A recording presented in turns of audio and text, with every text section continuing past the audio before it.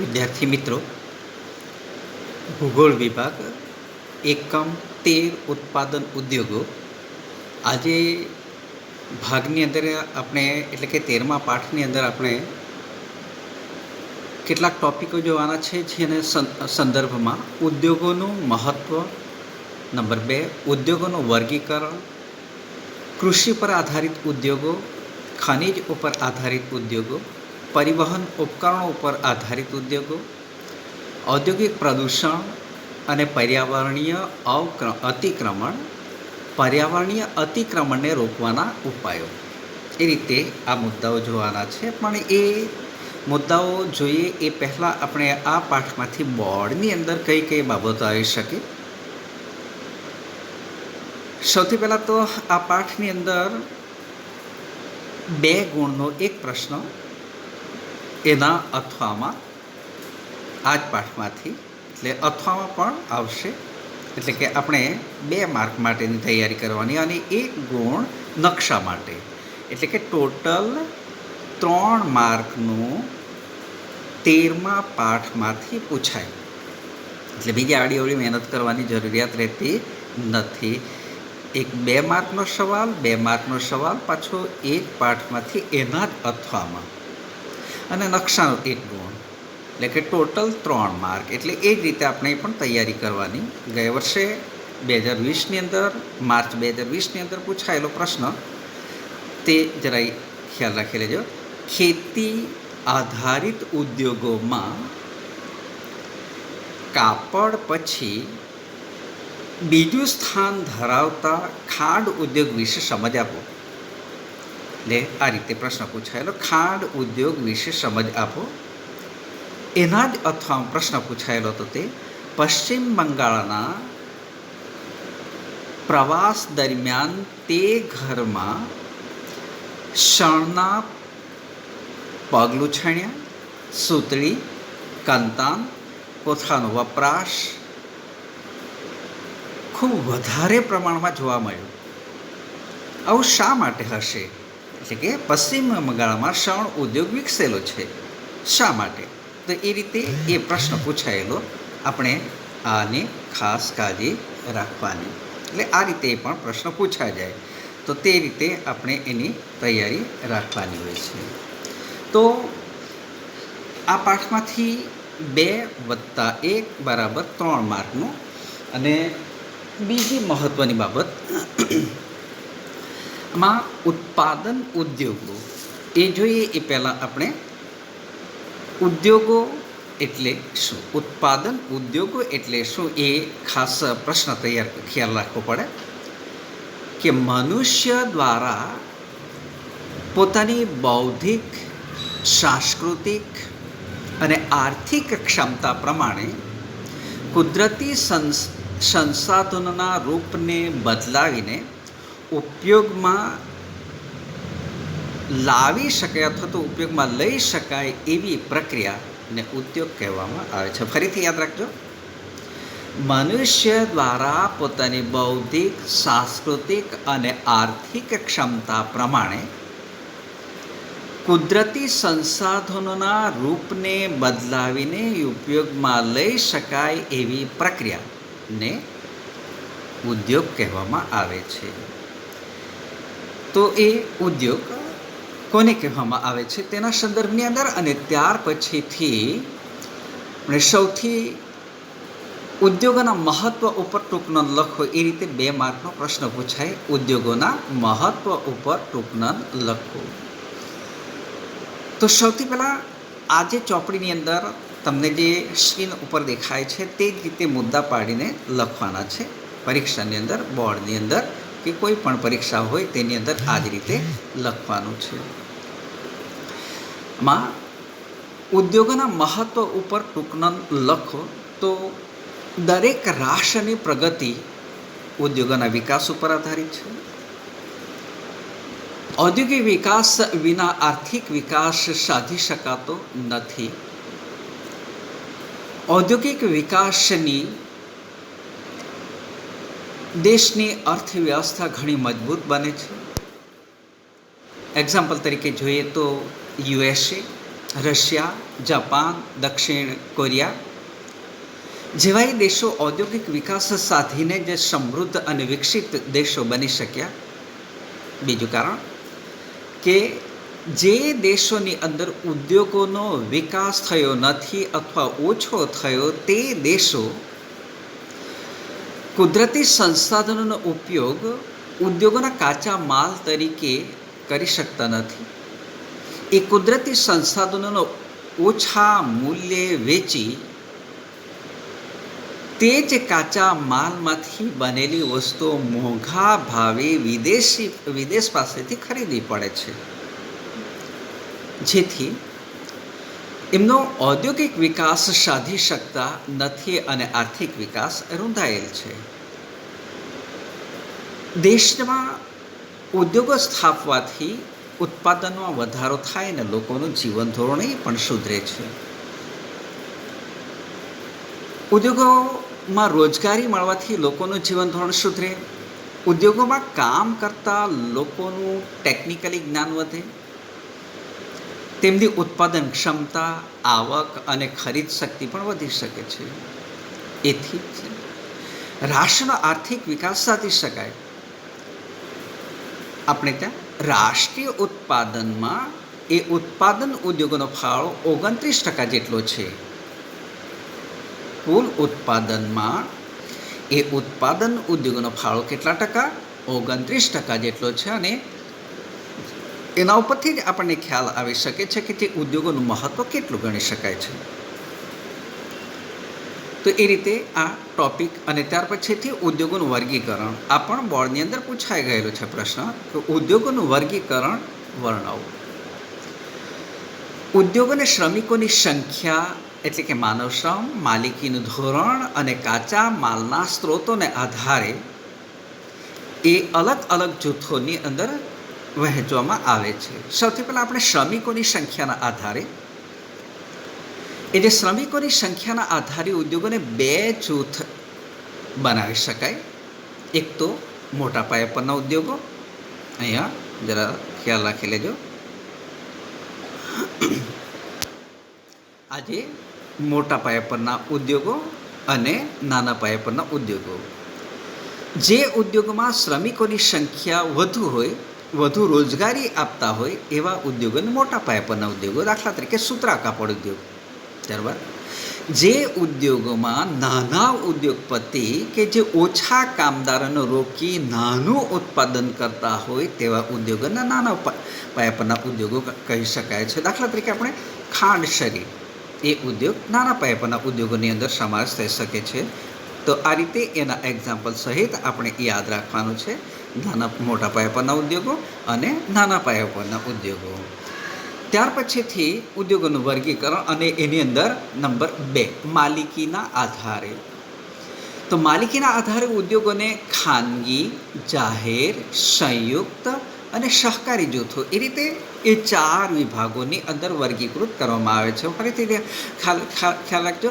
માલિકીના આધારે જેમાં ખાનગી એટલે શું કે વ્યક્તિગત જે એકમ કે પેઢીનું વ્યક્તિ પોતે જ સંચાલન કરતો હોય તેને ખાનગી એટલે કે એ ખાનગી પેઢીના ઉદ્યોગો અથવા તો ખાનગી માલિકીના ઉદ્યોગો કહેવામાં આવે છે. ત્યાર પછીથી આપણે અહીંયા જાહેર એટલે કે જે એકમનું સંચાલન સરકાર દ્વારા કરવામાં આવતું હોય એને જાહેર એકમો. ત્યારબાદ સંયુક્ત એટલે જે એકમનું સંચાલન ખાનગી અને જાહેર એમ બંને રીતે કરવામાં આવતું હોય તે સંયુક્ત રીતે કરવામાં આવતું હોય તેને સંયુક્ત એકમો કહેવામાં આવે છે. ત્યારબાદ સહકારી જૂથો એટલે જે એકમની અંદર ઓછામાં ઓછા 2 અને વધુ સંખ્યા ઉપર કોઈ મર્યાદા હોતી નથી, જેને સહકારી જૂથોની અંદર વિભક્ત કરવામાં આવે છે. તો એ રીતે ત્યાં આપણે જોઈશું તો માલિકીના આધારે જેની અંદર અંબાણી, ટાટા, બિરલા, બજાજ એવી જે જૂથની કંપનીઓ છે એ કંપનીઓના ઉદ્યોગો એને આપણે ખાનગી ક્ષેત્રના ઉદ્યોગ કહીએ છીએ. એની સાથે ભિલાઈ પોલાદ ઉદ્યોગ, ઇલેક્ટ્રોનિક લિમિટેડ કે જે જાહેર ક્ષેત્રના ઉદ્યોગો કહેવામાં આવે છે, જેની માલિકી અને વ્યવસ્થાપન સરકાર દ્વારા કરવામાં આવે છે. ત્યારબાદ ઓલ ઇન્ડિયા લિમિટેડ ઓઇલ એટલે કે જાહેર અને ખાનગી ક્ષેત્રનું સાહસ છે, અને કેટલીક ખાંડની મિલો અને દૂધ ઉત્પાદક ડેરી જે સહકારી મંડળીઓ દ્વારા ચલાવવામાં આવે છે. અહીંયા જરા રિલાયન્સ એ ફોટા સહિત આપવામાં આવેલ છે, જે પણ આપણે નિગાહ રાખીને જોઈ લેવા. ત્યાર પછીથી ત્રીજો વિભાગ કાચા માલના સ્ત્રોતોના આધારે. એટલે કાચા માલના સ્ત્રોતોના આધારે ઉદ્યોગોને કૃષિ ઉપર આધારિત ઉદ્યોગો અને ખનિજ આધારિત ઉદ્યોગો એ રીતે બે જૂથોની અંદર અહીંયા પણ વિભક્ત કરવામાં આવે છે, જેની અંદર સુતરાઉ કાપડ, રેશમી, શણ, ઊની, કાગળ, ખાંડ, ખાદ્ય તેલ બના ઉદ્યોગ કે જે કૃષિ ઉપર આધારિત ઉદ્યોગ. ત્યારબાદ લોખંડ પોલાદ, સિમેન્ટ, કાચ બના ઉદ્યોગો એ ઉપરાંત એલ્યુમિનિયમ, તાંબુ, રસાયણ, ખાતર, પરિવહન ઉપકરણો કે ઇલેક્ટ્રોનિક ઉદ્યોગો એ ખનિજ ઉપર આધારિત ઉદ્યોગો ગણવામાં આવે છે. આપણે ત્યાં હવે એ જે સુતરાઉ કાપડ ઉદ્યોગ વિશેની સમજ મેળવવાની છે. સુતરાઉ કાપડ ઉપર આધારિત ઉદ્યોગો ત્યાં એ પણ બોર્ડની અંદર પૂછાઈ ગયેલ છે 2 માર્કની અંદર. એટલે આપણે જે રીતે માર્ક, ગુણ અને તે જ રીતે એનો જવાબ પણ લખવાનો હોય છે. બહુ લાંબો નહીં કે જેથી એ સમય ઘટી પડે. મહત્ત્વના મુદ્દાઓને આવરી લેવાના. અહીંયા એ જે સુતરાઉ કાપડ ઉદ્યોગ વિશે નોંધ લખો તો આપણી એટલે કે ભારતની ઔદ્યોગિક અર્થવ્યવસ્થામાં સુતરાઉ કાપડ ઉદ્યોગ ખૂબ જ મહત્ત્વનો, સૌથી વધુ રોજગારી આપતો ઉદ્યોગ અને ઉત્પાદન કરતો એ પણ ઉદ્યોગ. લગભગ 3.5 કરોડ લોકોને રોજગારી મળે, એટલે કે 3.5 કરોડ લોકોને રોજગારી આપે, એટલે સૌથી મોટો ઉદ્યોગ. સૌપ્રથમ મુંબઈમાં સુતરાઉ કાપડ મિલ સ્થપાઈ. ત્યાર પછીથી ગુજરાતમાં અમદાવાદ શાહપુર મિલ અને કેલિકો મિલની સ્થાપના થઈ. શરૂઆતમાં મોટાભાગની મિલો મહારાષ્ટ્ર અને ગુજરાતમાં સ્થપાઈ હતી. એના માટેના મૂળ કારણો એ પ્રદેશોની અંદર કપાસનું મોટું ઉત્પાદન, વિશાળ બજાર, મજૂરો, કારીગરો, વિદ્યુત, બેંક, નિકાસ માટેના બંદર, ભેજવાળી આબોહવા, પરિવહનની સારી સુવિધાઓ ઉપલબ્ધ હતી. પછીથી એ ઉદ્યોગ વિકસીને અન્ય રાજ્યોની અંદર એ પણ ફેલાયો. સુતરાઉ કાપડની મિલો દેશની અંદર લગભગ 100 શહેરોમાં આવેલી છે. આજે દેશની મોટાભાગની મિલો મહારાષ્ટ્ર, ગુજરાત, રાજસ્થાન, તમિલનાડુ, પશ્ચિમ બંગાળ, ઉત્તર પ્રદેશ, મધ્યપ્રદેશમાં કેન્દ્રિત થયેલી છે. જો નકશાની અંદર કોઈ એક કાપડ ઉદ્યોગ દર્શાવો એ રીતે નકશામાં પૂછાય તો તે તબક્કાની અંદર આપણે ખ્યાલ રાખી લેવાનો છે. તો અહીંયા પછી હું નકશાની અંદર પાછળથી બતાવું છું. તો અહીંયા કે જે એ આપણે આપણા રાજ્યની અંદર મહત્ત્વના સ્થળો, અને અહીંયા મહારાષ્ટ્રની અંદર મુંબઈની અંદર સૌથી વધુ મિલો સ્થપાયેલી છે, આવેલી છે. તો અહીંયા સુતરાઉ કાપડ એટલે કે એ સુતરાઉ કાપડનું વિશ્વ મહાનગર કહેવામાં આવે છે. કોને? મહારાષ્ટ્રના મુંબઈને વિશ્વ મહાનગર તરીકે ઓળખવામાં આવે છે. એ ઉપરાંત પુણે, કોલ્હાપુર, ભિવંડી, ઔરંગાબાદ, જલગાંવ, સોલાપુર, નાગપુર એ ત્યાં પણ મિલો આવી શકેલ છે. આપણે આપણા ગુજરાત રાજ્યની અંદર સંદર્ભમાં જોઈશું તો સુરત, કલોલ, ભરૂચ, પોરબંદર, ભાવનગર, રાજકોટ, વડોદરા. તમિલનાડુની અંદર કોઈમ્બતુર, ચેન્નઈ, મદુરાઈ. પશ્ચિમ બંગાળની અંદર કોલકાતા, હાવડા, મુર્શિદાબાદ, શ્રીરામપુર. ત્યારબાદ ઉત્તર પ્રદેશની અંદર કાનપુર, આગ્રા, ઇટાવા, લખનઉ, મોદીનગર. મધ્યપ્રદેશની અંદર ગ્વાલિયર, ઇન્દોર, ઉજ્જૈન, દેવાસ એ મહત્ત્વના કેન્દ્રો છે. એ ઉપરાંત અન્ય રાજ્યોની અંદર એ છે જ્યાં રાજસ્થાન, પંજાબ, હરિયાણા એવા રાજ્યોની અંદર એ સુતરાઉ કાપડ ઉદ્યોગનો વિકાસ થઈ શકેલો છે. તો સુતરાઉ કાપડની મિલો આવી શકેલી છે. એ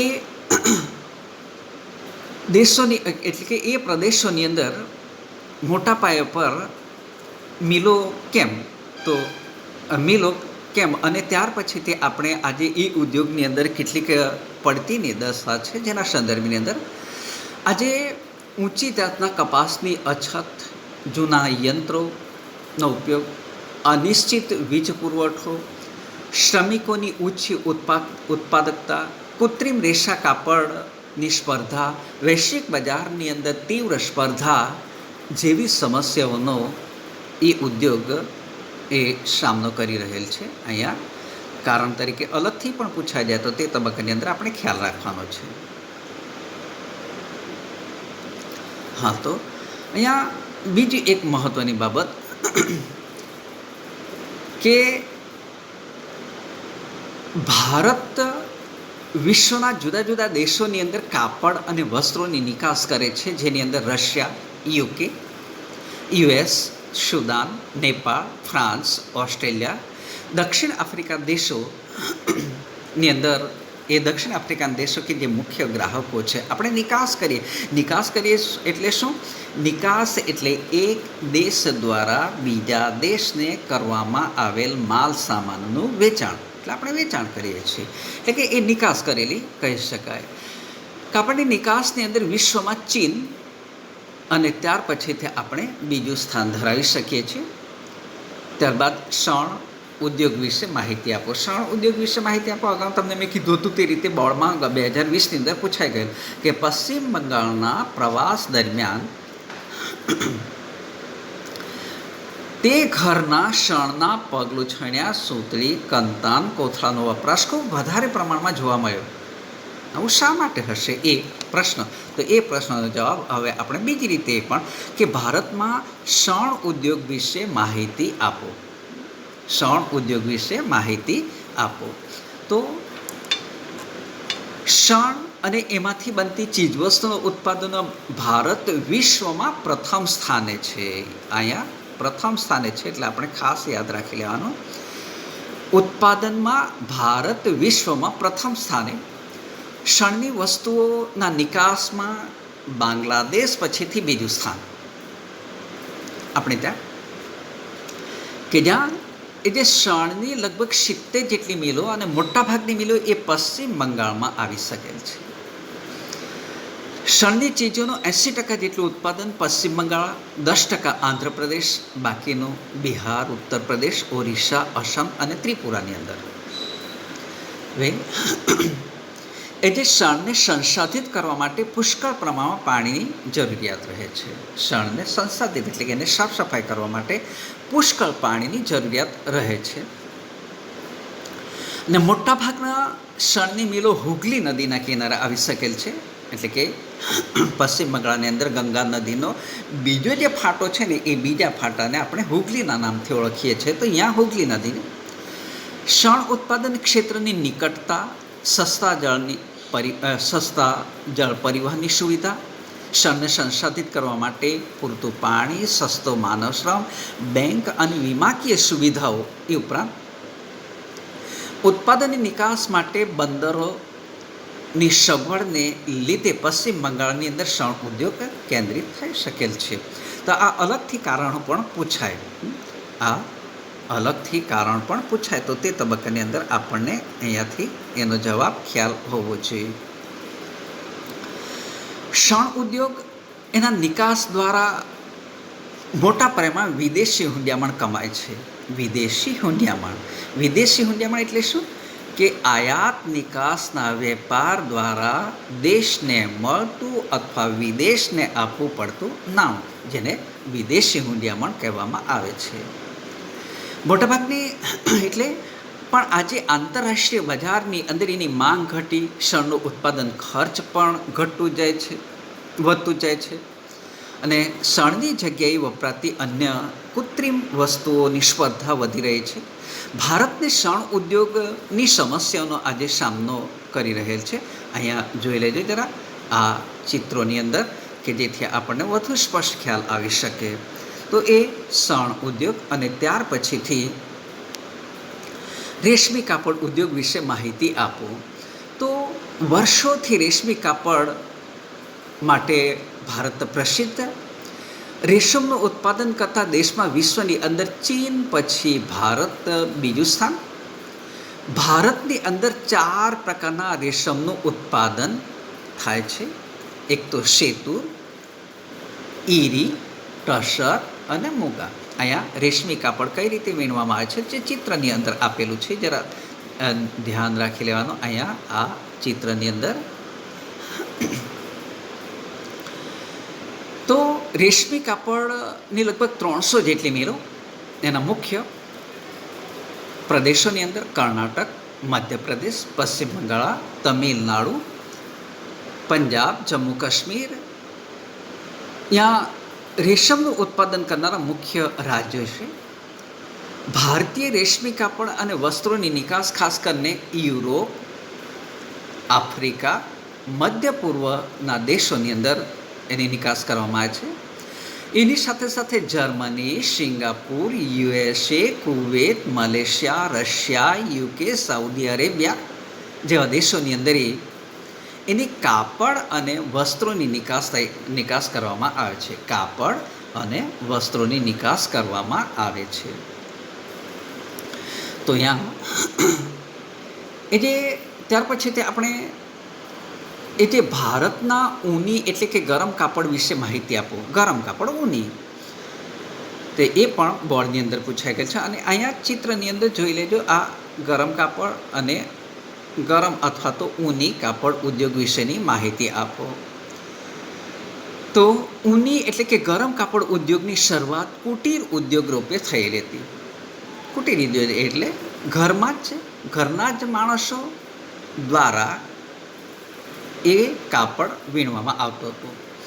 તે પહેલી મિલ કાનપુરમાં સ્થપાયેલી, ઉત્તર પ્રદેશના કાનપુરમાં. ત્યાર પછીથી ધારીવાલ અને બેંગાલુરુ, ધારીવાલ એટલે કે પંજાબ અને બેંગાલુરુ એટલે કે કર્ણાટકની અંદર આપણે ત્યાં ગરમ એટલે કે ઊની કાપડ ઉદ્યોગ પંજાબ, મહારાષ્ટ્ર, ઉત્તર પ્રદેશ, ગુજરાત, હરિયાણા, કર્ણાટક, જમ્મુ કાશ્મીર, રાજસ્થાનની અંદર આજે આપણે ત્યાં ઊની એટલે કે ગરમ કાપડની સૌથી વધુ મિલો પંજાબની અંદર યાદ રાખી લેવાનું.